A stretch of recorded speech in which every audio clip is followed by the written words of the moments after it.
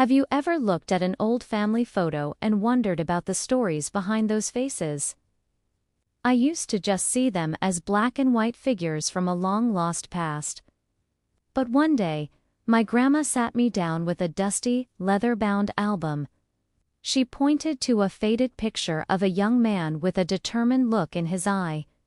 That, she said, was my great-great-grandfather, William. He wasn't a king or a famous inventor.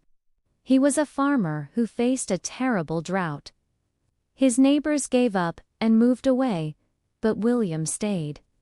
He woke up before sunrise every single day, digging new wells by hand, trying to find water. People called him a fool, but he refused to let his family's land die. He worked tirelessly, driven by a promise to his own father to protect their home. After months of back-breaking labor, he finally struck a spring. It wasn't a gusher, just a small, steady trickle. But it was enough.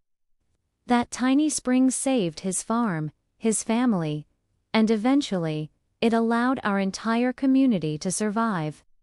My grandma told me that his spirit of never giving up flows through our veins, just like the water from that spring.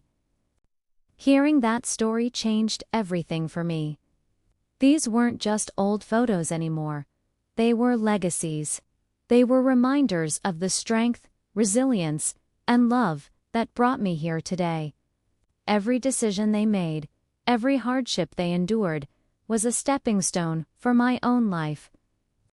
It made me realize that respecting our ancestors isn't just about remembering their names. It's about honoring their struggles and celebrating their triumphs.